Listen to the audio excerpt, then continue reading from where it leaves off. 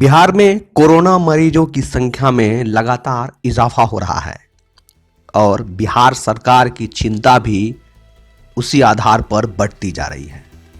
प्रवासी मजदूरों ने बिहार सरकार के तमाम इंतजामों की पोल खोल कर रख दी है। अभी तक के आंकड़ों को देखें तो 49 प्रवासियों में 44 प्रवासी पॉजिटिव पाए गए हैं। ये तमाम प्रवासी मजदूर हाल में ही अलग अलग राज्यों से बिहार पहुंचे। सबसे हैरानी की बात तो यह है कि इन सभी मरीजों का बिहार पहुंचने पर 2 से 3 जगहों पर स्क्रीनिंग की गई, लेकिन इन्हें अधिकारियों और डॉक्टरों की टीम ने क्लीन चिट देते हुए क्वारंटीन सेंटर में भेज दिया था, जहां से सैंपल लिए जाने के बाद रिपोर्ट पॉजिटिव हुआ है। गृह मंत्रालय के आदेश के बाद मजबूरन राज्य सरकार को प्रवासी बिहारियों को बिहार में एंट्री देनी पड़ी और अब सरकार के लिए यही बड़ी चुनौती बन गई है, क्योंकि बाहर से आने वाले श्रमिकों का सिलसिला लगातार जारी है और अभी आगे और कुछ दिनों तक प्रवासी मजदूर बिहार आएंगे।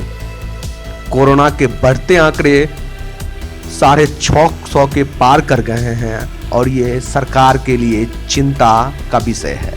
हालांकि स्वास्थ्य विभाग ने जांच की क्षमता बढ़ाने का निर्णय लेकर अस्पताल में संसाधनों को बढ़ाने की बात कही है। मंगल पांडे की माने, किसी भी व्यक्ति का जब सैंपल लिया जाता है तो उसकी रिपोर्ट पॉजिटिव आते ही उसे आइसोलेशन में भर्ती किया जाता है। उन्होंने कहा कि राज्य में 3 कोविड हॉस्पिटल बनाया गया है, जिसमें पटना का एनएमसीएच, गया का एनएमसीएच और भागलपुर का जेएलएनएमसीएच, जिसमें कोविड के मरीजों को भर्ती किया जा रहा है। इन कोविड अस्पतालों में 2344 बेड लगे हैं, जबकि 116 बेड का आईसीयू काम कर रहा है। स्वास्थ्य मंत्री ने यह भी कहा कि आने वाले कुछ दिनों में जांच के लिए लैब की संख्या बढ़ाई जाएगी। राज्य में लगभग 35,000 सैंपल की जांच हो चुकी है। हालांकि स्वास्थ्य मंत्री ने यह माना कि दूसरे राज्य की तुलना में बिहार में कोरोना मरीजों की संख्या कम है। इसके बावजूद बिहार सरकार पूरी तरह से सतर्क है। हालांकि स्वास्थ्य मंत्री ने पूरी तैयारी का दावा किया है, लेकिन नीतीश सरकार की चिंता अभी कम नहीं होगी। बाहर से आने वाले मजदूरों के खाने और रोजगार की समस्या आगे कुछ दिनों में सामने आ जाएंगी।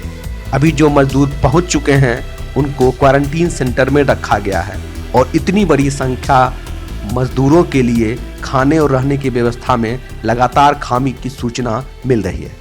हालांकि नीतीश सरकार पूरी तरह से एक्शन के मोड में काम कर रही है, लेकिन उनकी दक्षता की परख आगे आने वाले समय में होगी। टीम सार्थक समय रिपोर्ट।